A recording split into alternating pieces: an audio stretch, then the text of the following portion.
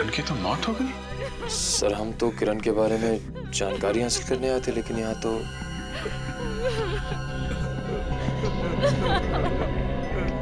जी आप?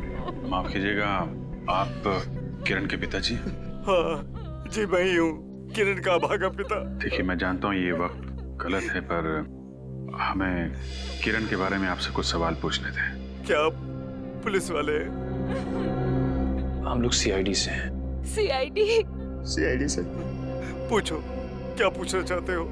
दरअसल हमें एक उंगली मिली है, कटी हुई उंगली, और हमें शक है कि वो उंगली आपकी बेटी किरण की है।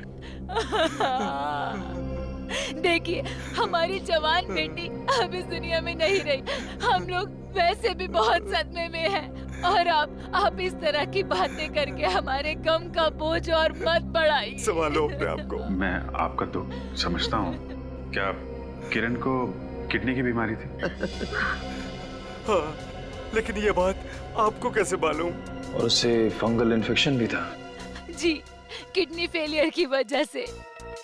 देखिए, जिस किसी की भी ये उंगली है उसे ये बीमारी थी। अगर आप बुरा ना माने तो हम किरण का हाथ चेक कर सकते हैं। बिल्कुल नहीं, मैं इस तरह आपको अपनी मरी हुई बेटी का सबके सामने अपमान नहीं करने दूंगी। शांत हो जा शारदा, इन्हें जांच करने दो। ठीक है, अगर आपके लिए जरूरी है तो आप कर लीजिए। Thank you very much.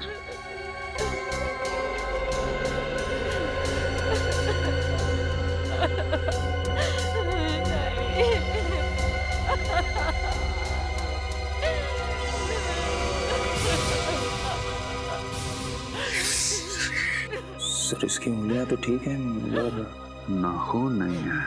हाँ सर। किरण तो लापता थी, फिर ये आपको कब मिली?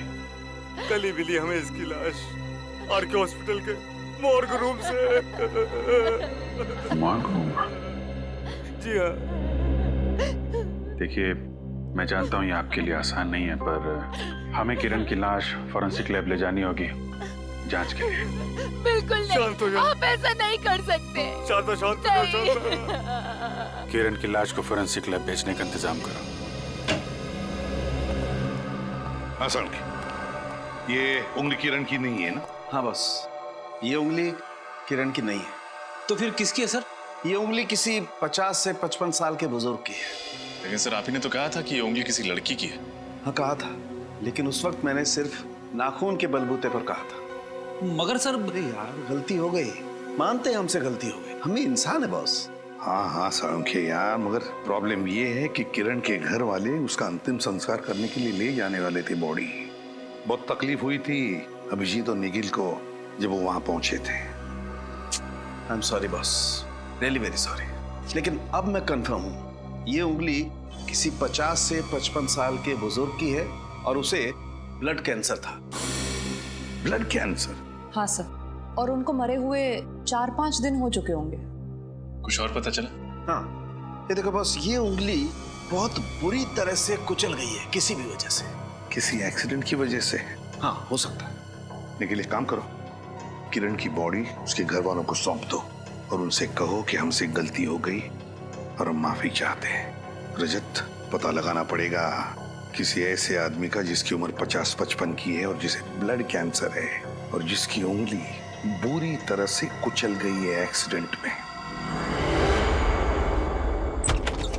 देखते हैं इस हॉस्पिटल से क्या पता चलता है। एक्सक्यूज मी, हम लोग सीआईडी से आपसे कुछ पूछताछ करनी है। सीआईडी? क्या बात है सर, किसी का खून हो गया क्या? हाँ, हमें ये पता करना है कि कुछ दिन पहले आपके हॉस्पिटल में एक 50-55 साल के बुजुर्ग अपना कैंसर का इलाज कराने आए थे क्या? सर यहाँ सभी मरीज कैंसर का इलाज कराने ही आते हैं। आप किसकी बात कर रहे हैं सर? उन्हें ब्लड कैंसर था और एक हादसे में उनके हाथ का आगे का हिस्सा खराब हो गया था, इसीलिए उन्होंने ऑपरेशन भी कराया था उसका। अरे बाप रे, जिस इंसान को कैंसर था उसके साथ ही हादसा भी हो गया। जिंदगी भी ना पता नहीं कितना कष्ट देती है कई लोगों को। सर मैं चेक करके बताता। प्लीज। हाँ सर, आप ठीक कर रहे हैं। ऐसे ही एक बुजुर्ग की डिटेल है यहाँ पे। अच्छा, नाम क्या उनका? सर इनका नाम पुनीत नाम है सर इनका। एड्रेस क्या? सर 32 VRB रोड, ज्योति नगर। ज्योति नगर।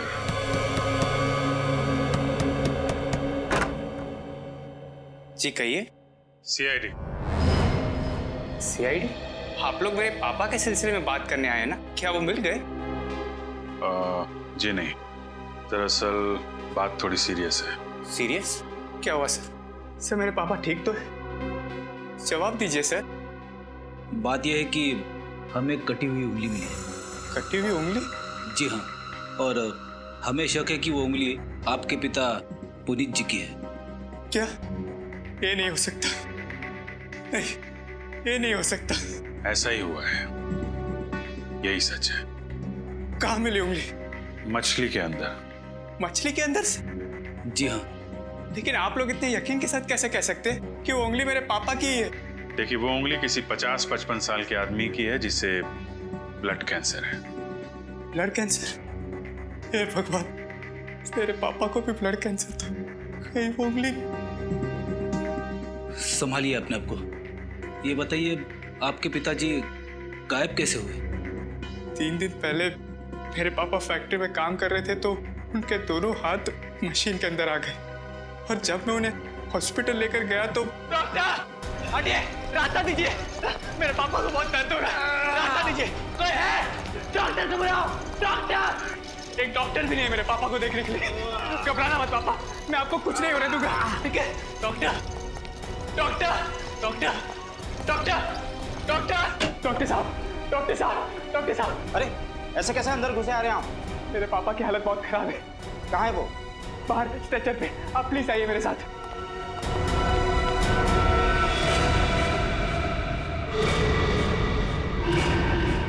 कहाँ है आपके पिताजी? यहीं पे तो थे, कहाँ चले गए? ये कैसा मजाक है? ये मजाक नहीं डॉक्टर साहब, यहीं पे तो थे, मैं भी उन्हें स्ट्रेचर पे लाया था। पापा, पापा, पापा! नर्स, मेरे पापा कहाँ हैं? मैं अभी उन्हें स्ट्रेचर पे लेके आया। नहीं, मैंने नहीं देखा आपके पापा को। नहीं देखा, नहीं देखा। पापा, भाई साहब, मेरे पापा कहाँ हैं? हाँ, मेरे पापा कहाँ हैं? मुझे क्या पता? नहीं पता। कहाँ गए मेरे पापा? पापा, पापा, पापा! कौन से हॉस्पिटल में गए थे आप? RK hospital. RK hospital? Sir, ये तो वही हॉस्पिटल है ना जिसके मॉर्ग में किरण की लाश रखी गई थी? कहीं इन दोनों बातों का आपस में कोई संबंध तो नहीं? R K hospital. सालुंके, तरीका सालुंके कहाँ है? हाँ सर, सालुंके सर, वो एक्चुअली सर। एक्चुअली वो कहाँ है? सालुंके कहाँ है? सर दरअसल बात यह है कि मैं क्या कह रही थी। कहाँ है सालुंके? कुछ गड़बड़ किया है क्या उसने? नहीं, ऐसा कुछ नहीं है। ऐसा कुछ नहीं है? वहां क्यों देख रही हो? सालुंके? सर वहाँ पे मत जाइए, वहाँ पे कोई नहीं है। सालुंके! सालुंके! ये क्या बचपना है? नहीं कुछ नहीं, वो मैं क्या मैं क्या? हाँ?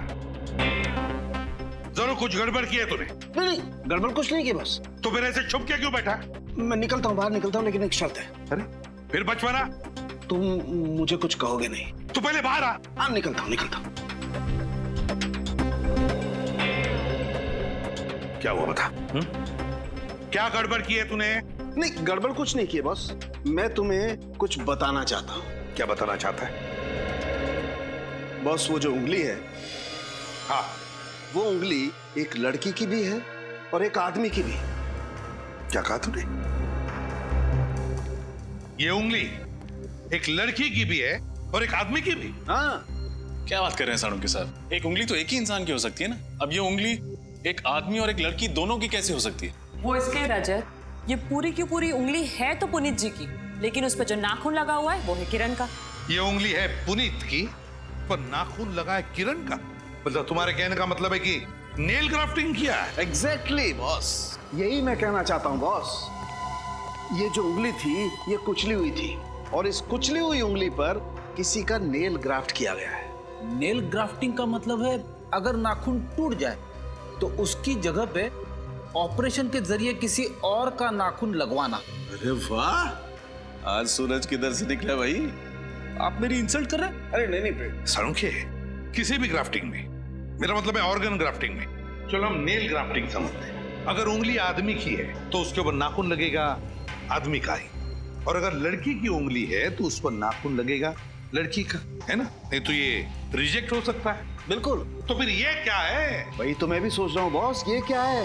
ये किस अनाड़ी डॉक्टर ने किया है? ऐसा तो कहीं होता ही नहीं है। मगर जो कुछ भी हुआ है आरके हॉस्पिटल में ही हुआ है, क्योंकि पुनीत भी गया था आरके हॉस्पिटल में और किरण की लाश भी मॉर्ग में थी आरके हॉस्पिटल में। तो गड़बड़ जो कुछ भी है उस आरके हॉस्पिटल में ही है। जी कहिए। मैं सीआईडी से हूँ। पुनीत जी के बारे में आपसे कुछ पूछताछ करनी है। पुनीत? कौन पुनीत जी? राहुल के पिताजी, ये राहुल। कुछ याद आया आपको? ये अपने पिता के इलाज के लिए आपसे विनती करता रहा और इसी बीच पुनीत जी हॉस्पिटल से गायब हो गए। अच्छा अच्छा, राहुल के पिताजी, इनकी बात कर रहे हैं आप? सर वो हॉस्पिटल से कहाँ चले गए किसी को कुछ पता नहीं चला। कमाल, कैसा हॉस्पिटल है? एक घायल मरीज यहाँ से गायब हो जाता है और किसी को कुछ पता नहीं चलता। सर पहले तो मुझे लगा कि वो मजाक कर रहा था, लेकिन जब बाद में पता चला तो सचमुच सर मुझे बहुत बुरा लगा। नहीं साहब, मैंने नहीं देखा। वो आदमी कहाँ गया? तुमने कुछ देखा कैसे नहीं? एक आदमी हॉस्पिटल से अचानक गायब हो जाता है और तुम कहते हो कि तुमने कुछ देखा ही नहीं। पुनीत जी के हाथों से खून बह रहा था, वो दर्द से करा रहे थे और किसी ने कुछ देखा ही नहीं। कमाल है साहब, मैं बिल्कुल आपसे सच कह रहा हूँ। मैंने उन्हें अंदर आते हुए तो देखा था, पर बाहर जाते नहीं। वो इस गेट से बाहर नहीं गए। अगर इस गेट से बाहर नहीं गए तो क्या हॉस्पिटल में कोई और भी रास्ता क्या बाहर निकलने का? हाँ साहब, शायद वो दूसरे गेट से गए होंगे। दूसरे गेट से? अच्छा, उस गेट पे कोई वॉचमैन रहता है? जी साहब, वहाँ रघु नाम का वॉचमैन बैठता है। अच्छा, वो गेट किस तरफ है? साहब उस तरफ है। तो आपने भी उस घायल आदमी को यहाँ से जाते हुए नहीं देखा? जी नहीं। कमाल है। एक्सक्यूज मी, मेरा नाम सारिका है। मेरे डॉक्टर राकेश के साथ अपॉइंटमेंट है नेल ग्राफ्टिंग के लिए। 1 मिनट में।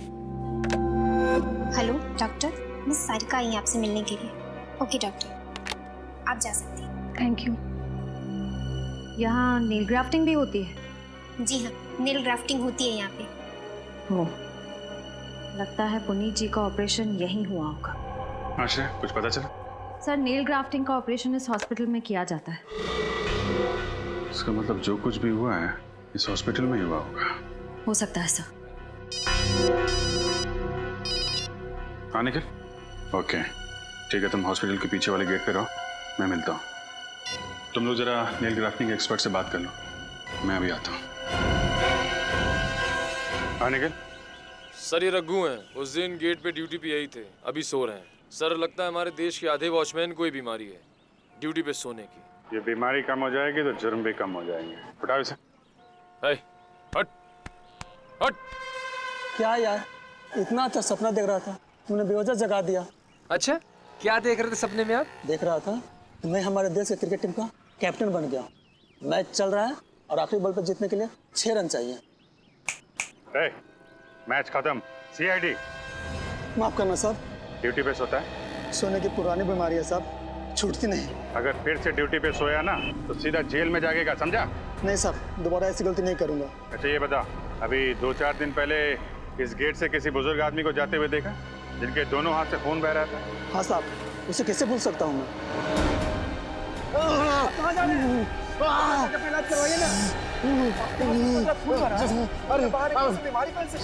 मुझे बुजुर्ग का याद आ गया, मैं बाद में आऊंगा। उसके बाद वो दाएं तरफ की ओर चला गया था। दाएं तरफ? दाएं तरफ क्या?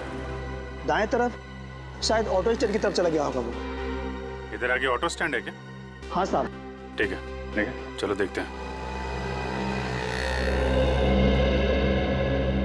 अरे सुनो, यहाँ इधर पीछे हॉस्पिटल से 2-3 दिन पहले एक आदमी आया था जिसके दोनों हाथ से खून बह रहा था। उसको तुमने देखा था क्या? नहीं, मैंने नहीं देखा। अरे सुनो भाई साहब, ये सामने वाली हॉस्पिटल से 2-3 दिन पहले एक आदमी आया था जिसके दोनों हाथों से खून बह रहा था। कहीं छोड़ा उसे अपने ऑटो में? अरे सुनो भाई साहब। जी साहब। ये सामने वाले हॉस्पिटल से 2-3 दिन पहले एक आदमी आया था जिसके दोनों हाथों से खून बह रहा था। उसे आपने अपने ऑटो में कहीं छोड़ा क्या? जी साहब, याद आया, मैंने तो उसे अपने ऑटो में बिठाया था साहब। उसके दोनों हाथों से इतना खून बह रहा था कि मेरी ऑटो के अंदर चारों तरफ खून ही खून हो गया और शाम को मुझे ऑटो धोना भी पड़ा अपना। कहाँ छोड़ा? कहाँ था उस आदमी को तुमने? साहब याद आया, पुष्पा रोड के पीछे ना एक पुरानी झील है, वहाँ छोड़ा था उसको। सर ऐसी हालत में एक आदमी इलाज कराने के बजाय पुरानी झील की तरफ क्यों जाएगा? ये बात तो है, जरूर कुछ ना कुछ होगा उस झील के पास में। अच्छा, जब उस आदमी को झील के पास छोड़ा था, वहाँ पे कोई और आदमी भी था? नहीं साहब, वहाँ कोई नहीं था, बल्कि वो जगह ना एकदम सुनसान थी। मतलब जो कुछ भी हुआ है उस पुरानी झील के पास ही हुआ है। शायद किसी ने पुनीत को मार के उसमें डाल दिया और फिर उसकी उंगली उस झील के अंदर मछली के पेट तक पहुंच गई। मुझे कल तक तुम सबके असाइनमेंट्स चाहिए, ओके? सर प्लीज एक हफ्ता और दे दीजिए। नो जिमी, जिंदगी में डेडलाइन की कुछ अहमियत होती है, उसका पालन करना सीखो। अरे आप लोग? जी हम लोग सीआईडी से। सीआईडी? जी हाँ सीआईडी। तुम लोग जाओ। Okay sir. कहिए मैं आपकी क्या मदद कर सकता हूँ? इस हॉस्पिटल में नेल ग्राफ्टिंग एक्सपर्ट आप ही हैं ना? जी हाँ। तो आप ये बताएंगे कि किसी आदमी की उंगलियों पे औरत के नाखून लगाए जा सकते हैं? वैसे तो लगाए जा सकते हैं, लेकिन ऐसा कोई करता नहीं।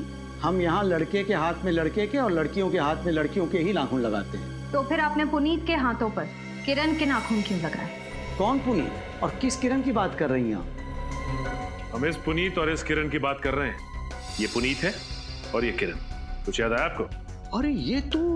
जी हाँ, लाश की फोटो है। नहीं, मैं इन दोनों में से किसी को नहीं जानता। देखिए आप झूठ मत बोलिए।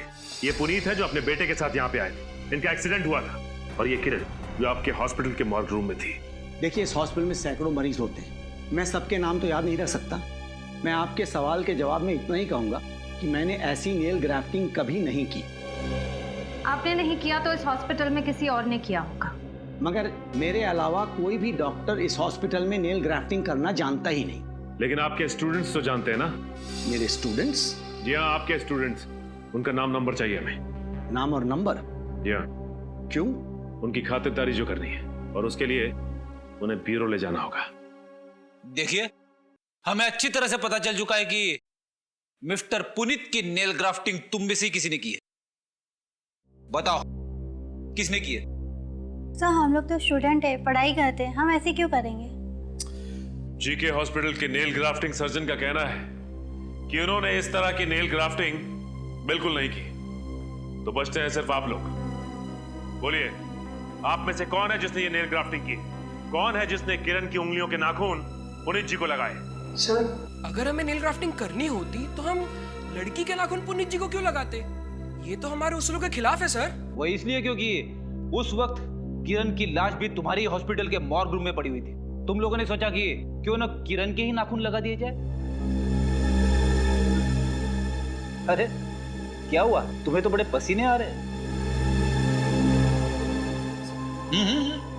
लो पहुंच लो। ऐसी तो कोई बात नहीं है। रेडी? इसे सिर्फ पसीना ही नहीं आ रहा है, इसके तो हाथ भी कांप रहे हैं। नाम क्या है तुम्हारा? जिमी। जिमी, कहीं ये नेल ग्राफ्टिंग तुम्ही ने तो नहीं की?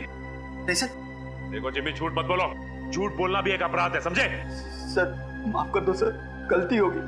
पुनीत अंकल की नेल ग्राफ्टिंग मैंने की थी। जिमी तुम ऐसा कर भी कैसे सकते हो? मैं क्या करता, मैं मजबूर था।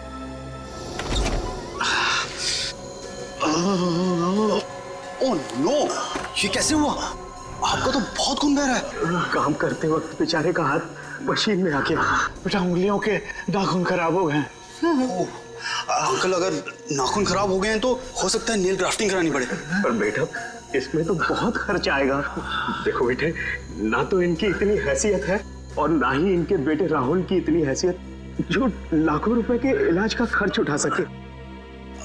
देखिए अंकल, मैं 25-30 हजार तो दे सकता हूँ, लेकिन उससे ज्यादा नहीं बेटा, तुम गलत समझ रहे हो। हमें पैसे नहीं चाहिए। तुम्हें नेल ग्राफ्टिंग आती है ना? हाँ अंकल। बस बेटा, हम ये चाहते हैं कि तुम मेरी उंगलियों को नाखून लगा दो। नहीं अंकल, आप तो जानते हैं ना कि मैं पढ़ाई कर रहा हूँ, और अंकल मुझे ये सब करने की अनुमति नहीं है। नहीं बेटा, हमें पूरा विश्वास है कि तुम ये कर सकते हो। नहीं अंकल। हाँ बेटा, और फिर तुम डॉक्टर लोगों की भलाई के लिए तो बन रहे हो ना? हाँ अंकल, पर बना मत करना। अगर मेरा हाथ बेकार हो गया तो फिर मैं खर्चा कैसे चला पाऊंगा बेटा? ठीक है अंकल, मैं आपके लिए करूंगा, लेकिन अभी नहीं, रात को। और आप लोग पिछले दरवाजे से आना प्लीज अंकल। इसके बारे में किसी को पता ना चले। नहीं बेटा, किसी को भी पता नहीं चलेगा। इस बारे में राहुल को भी मत बताना। ठीक है अंकल, आप अपना ख्याल रखना। शुक्रिया शुक्रिया बेटा। सर पुनीत अंकल राहुल को ये बात इसलिए नहीं बताना चाहते थे क्योंकि वो जानते थे कि इलाज के लिए पैसा ना होने की बात सुनकर राहुल बहुत उदास हो जाएगा, डिप्रेस हो जाएगा। फिर भी तुमने ये गलत काम किया है। अपने डॉक्टरी ज्ञान का गलत फायदा उठाया तुमने। सर मैं क्या करता, जिन हाथों ने मुझे बचपन में झूला झुलाया, चोट लगने पर मरहम लगाया, सर जिन हाथों ने मुझे भूख लगने पर खाना खिलाया, उन हाथों को खून से लहूलुहान कैसे छोड़ देता। सर मैं पुनीत अंकल के साथ ऐसा कैसे कर सकता था सर। ठीक है, फिलहाल आप लोग जा सकते हैं। जरूरत पड़ने पर हम आपको फिर बुलाएंगे। जी सर। पुनीत जी हॉस्पिटल से सीधा पुरानी झील की तरफ गए थे। उन्हें अब झील के आसपास ही तलाशना होगा।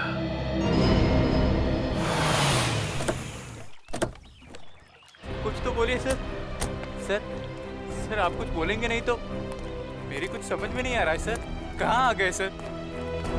सर आप लोग ऐसे चुप रहेंगे तो प्लीज सर बताएं ना, हम लोग यहाँ पुरानी झील पे क्यों आए सर? क्योंकि पुनीत जी हॉस्पिटल से सीधे यहीं आए थे और हमें शक है कि नहीं सर, आप प्लीज ये मत कहिएगा कि आपको शक है कि मेरे पापा की लाश इस झील में है।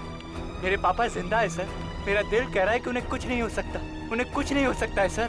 मैं भी यही उम्मीद करता हूँ। आप लोग तलाशी शुरू कीजिए।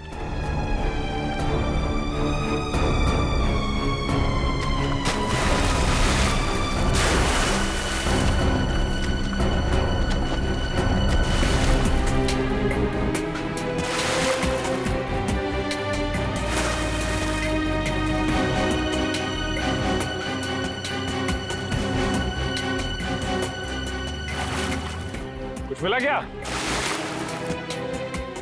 सर कुछ भी नहीं है। मैंने कहा था ना सर, मेरे पापा बिल्कुल ठीक है। पापा बिल्कुल ठीक है।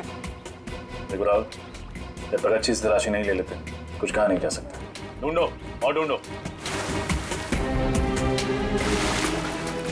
सर चाकू मिला है। चाकू लेके आओ।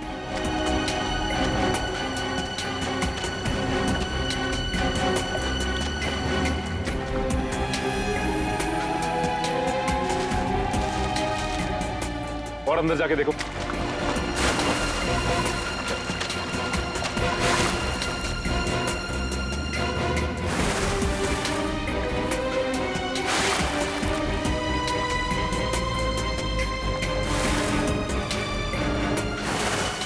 सर यहाँ लाश है सर। लाश? लाश? लाओ बाहर लेके आओ। ए जल्दी आओ। चलो पकड़ो, लाश निकालो।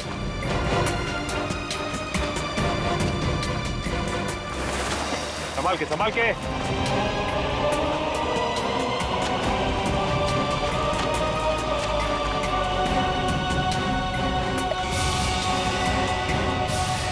पापा! पापा! ये नहीं हो सकता।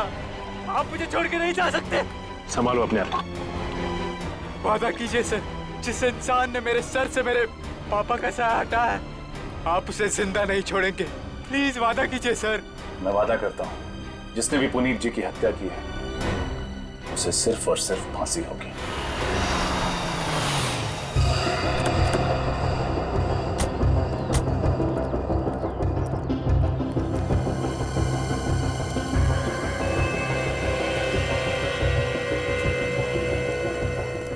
आप लोग साहब? हम लोग सीआईडी से हैं। यहाँ के मैनेजर या मालिक जो कोई भी है जल्दी बुलाओ उन्हें।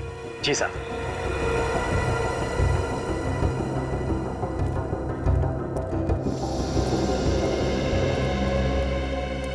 क्या हुआ साहब? मैं इस फैक्ट्री का मालिक हूँ हरीश, और ये है यहाँ के मैनेजर दिलीप। मिस्टर हरीश, आपके फैक्ट्री में पुनीत नाम का एक आदमी काम करता था। हमें उसकी लाश पुरानी झील में से मिली है। लाश? जी हाँ, लाश। जिस दिन उसकी मौत हुई ठीक उसी दिन आपकी फैक्ट्री में काम करते हुए उसका हाथ किसी मशीन में आ गया था ना? हाँ साहब, आया था साहब। लेकिन साहब इसमें मशीन की कोई गलती नहीं है। पुनीत खुद ही बहुत लापरवाही से काम करता था साहब। बिल्कुल नहीं साहब, हमने पुरानी मशीनें बदलने के लिए इन्हें कई बार कहा, इन्होंने एक भी नहीं सुनी। अब इसका नुकसान तो हम मजदूरों को उठाना पड़ता है साहब। साहब ये झूठ बोल रहा है, मेरे पास सारी मशीनों की रसीदें हैं, आप खुद चेक कर लीजिए। मशीनों को ज्यादा साल नहीं हुए। वो तो हम बाद में देख लेंगे, फिलहाल हम लोग यहाँ पे पुनीत के खून के बारे में जानने आए हैं। क्या पुनीत का खून हुआ? हाँ खून। पहले किसी ने पुनीत को चाकू से मारा और फिर उसकी लाश को झील में फेंक दिया। पर साहब ऐसा क्यों करेगा कोई? और पुनीत की किसी के साथ कोई दुश्मनी भी नहीं थी। दुश्मनी थी ना, इस गगन के साथ। अब मुझसे? हाँ साहब, इस गगन ने पुनीत से 5,000 रुपए लिए और उसके बार बार समझाने के बावजूद भी ये उसके पैसे वापस नहीं कर रहा था। ये सच है साहब कि मैंने 5,000 रुपए पुनीत से उधार लिए थे, मगर 5,000 रुपयों के लिए मैं पुनीत का खून क्यों करूंगा? क्यों नहीं? तुमने सोचा होगा कि पुनीत को मारकर वो पैसे वापस लौटाने ही नहीं पड़ेंगे। ये क्या बकवास है, सरासर झूठ है साहब। मैंने इनके ऊपर इल्जाम लगाया ना साहब, तो ये लोग उल्टा मुझे ही फंसा रहे हैं साहब। अच्छा, पहले ये बताओ कि जब पुनीत गायब हुआ उस दिन उसका बर्ताव कैसा था? साहब वो काफी परेशान सा था और घबराया हुआ था साहब। परेशान था, घबराया हुआ था, क्यों? उसकी वजह तुमने जानने की कोशिश नहीं की? हाँ मैंने उससे कई बार जानने की कोशिश की, लेकिन उसने मुझे कुछ नहीं बताया। आप लोगों को मालूम है पुनीत की परेशानी की वजह क्या थी? साहब पक्का तो नहीं मालूम, मगर शायद वो रमेश जी की वजह से परेशान होंगे। रमेश? कौन रमेश? वो साहब कोई नहीं साहब, कोई नहीं।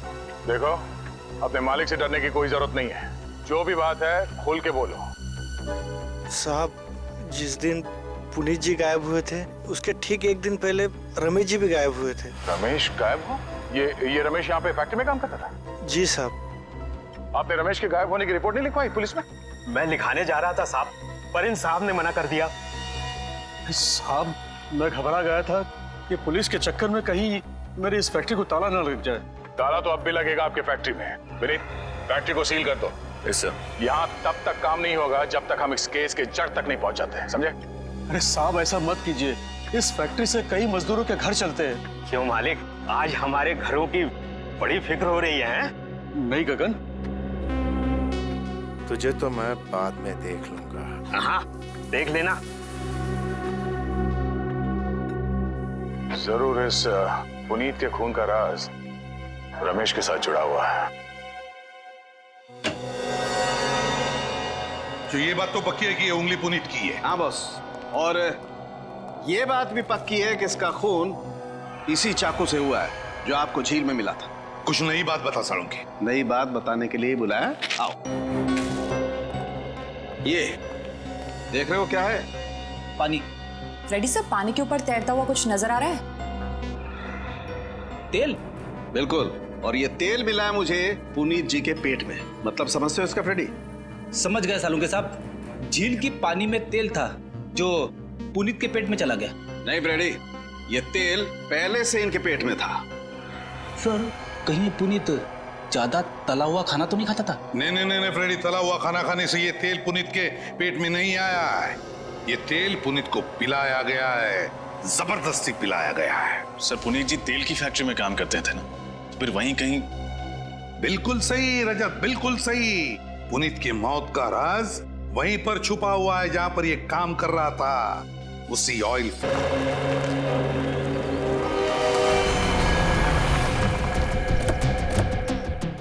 विनीत, तुम यहाँ पे देखो, मैं वहां देखता हूँ।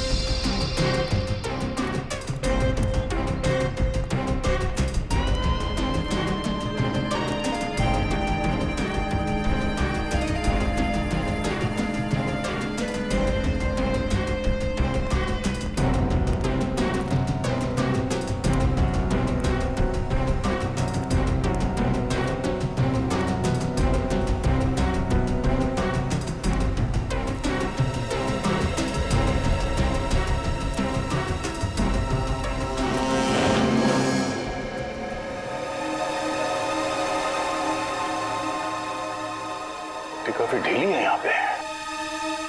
विनीत!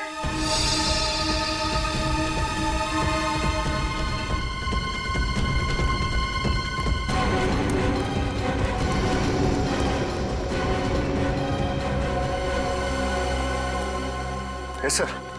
एक काम करो भाई, गाड़ी में से खोदने के लिए कोई सामान लेके आओ। Yes sir.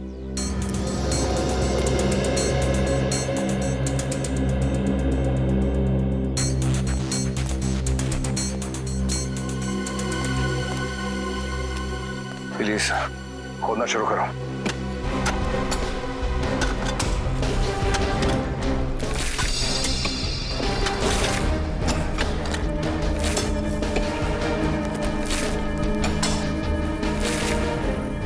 एक मिनट, हाथ से हटाओ।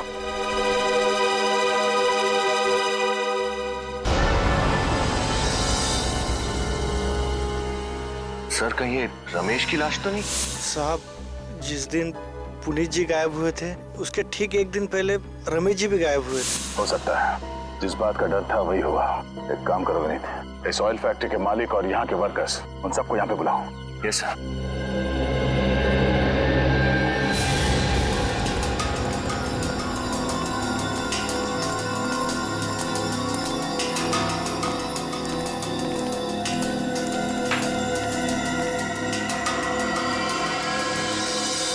साहब, ये तो रमेश है। रमेश की लाश को यहाँ गाड़ रखा है और हम में से किसी को कुछ खबर नहीं। तो मिस्टर हरीश, क्या कहना है आपका? मैं क्या कहूँ सर, मुझे नहीं मालूम कि ये लाश यहाँ कैसे आ गई। लाश? इस लाश का नाम रमेश है। इसका नाम जरा इज्जत से लीजिए। आपकी तिजोरियां भरने में इसने भी खून पसीना बहाया है, समझे?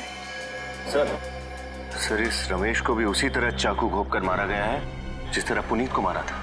इसका मतलब है दोनों का खूनी कोई एक ही है, और वो खूनी इस फैक्ट्री में से कोई है। नहीं साहब, हम में से कोई रमेश जी को क्यों मारेगा? ये तो हमारे दोस्त थे। कौन किसका दोस्त था और किसका दुश्मन बहुत जल्द पता चल जाएगा। वो कैसे? आज शाम 7 बजे MI रोड पे एक गवाह खूनी का नाम बताने वाला है। उसने खुद पुनीत का खून होते हुए देखा है। क्या? जी हाँ। बस आज शाम तक का इंतजार है, फिर पता चल जाएगा खूनी कौन है और वो होगा सलाखों के पीछे।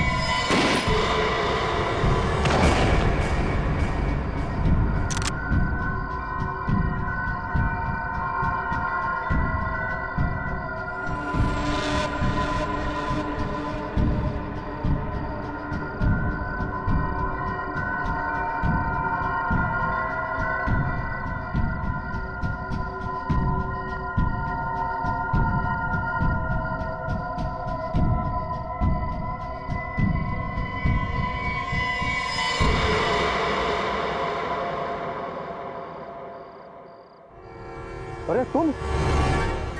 हाँ मैं। तुम जिंदा हो?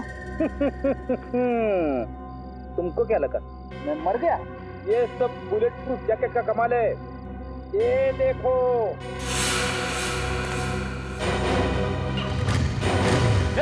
रुक जा!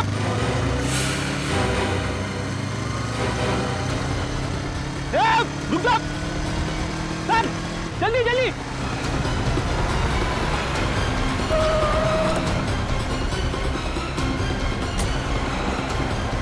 ये आदमी हाथ से छूटना नहीं चाहिए।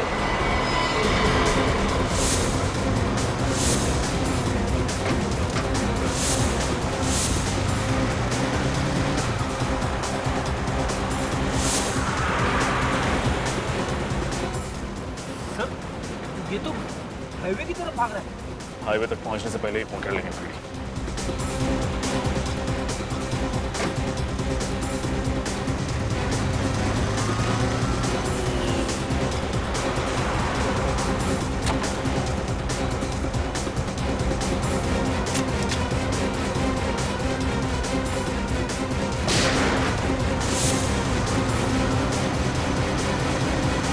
तेरी तो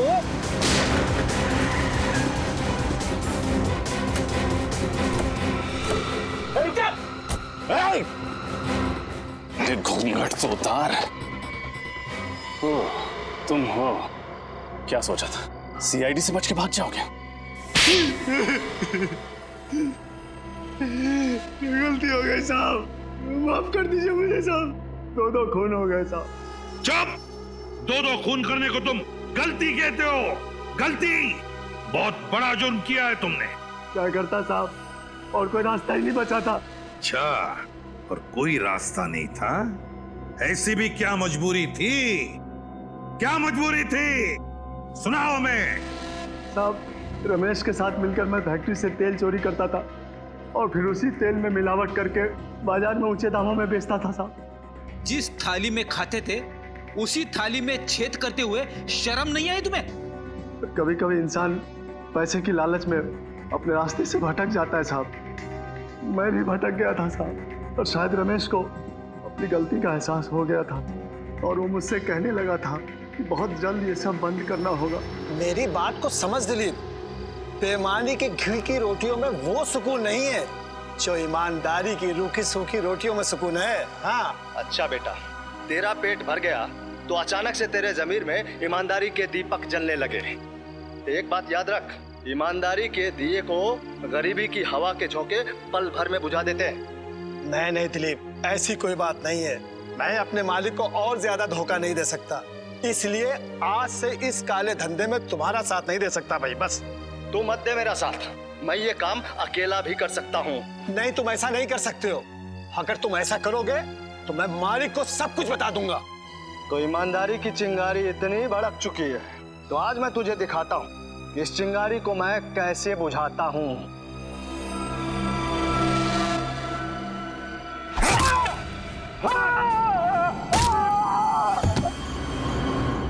चलो ले चलो से ले चल।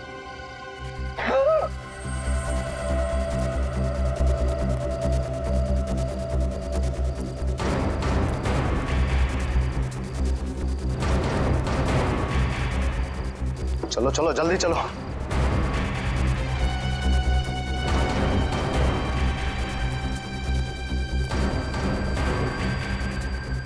संभालो संभालो संभालो, जल्दी आ जाओ, जल्दी जल्दी करो, कोई देख ना ले।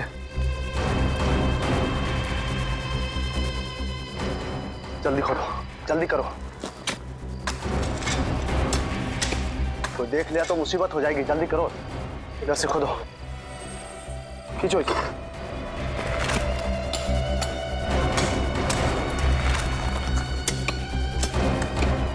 उठाओ,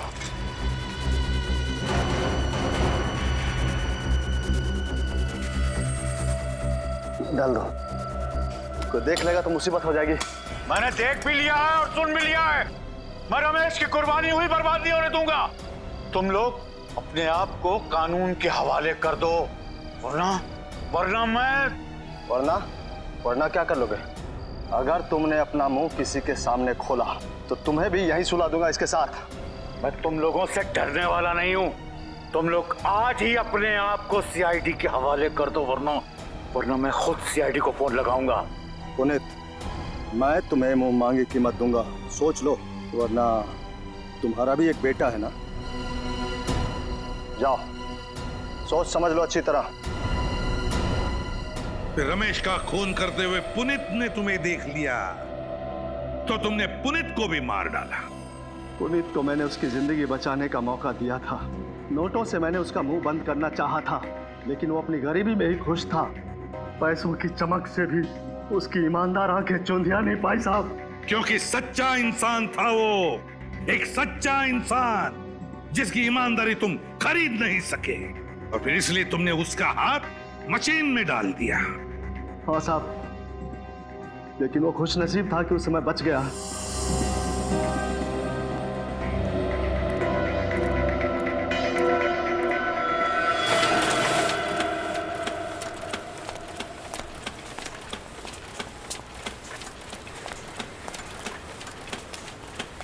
पुनीत, तो फिर क्या सोचा तुमने? सोच लिया मैंने, मैं सीआईडी के पास जाऊंगा। जब सोच लिया है तो फिर काम पे लग जाओ। क्या कर रहा है? ये क्या हो रहा है? चलो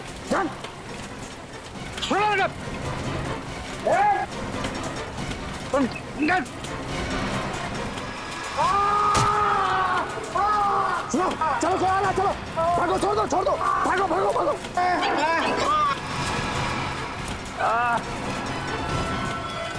अरे पुलिस कैसे हो गया?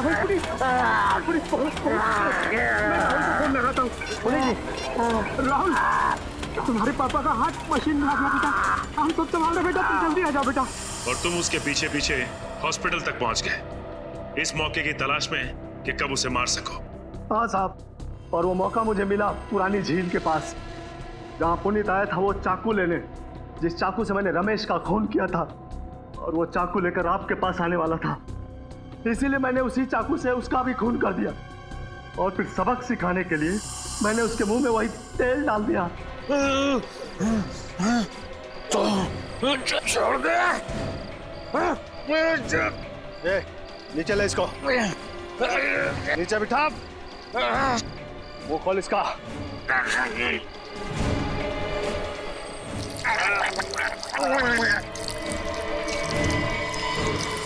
और उसी तेल ने तुम्हें पकड़वा दिया। तुम्हारे जुर्म की पूरी दास्तां कह दी उस तेल ने। अब सड़ते बैठना जेल की सलाखों के पीछे, फांसी का ऑर्डर आने तक हिसाब लगाते बैठना कि कहीं ये बेईमानी का तेल तुम्हें महंगा तो नहीं पड़ा।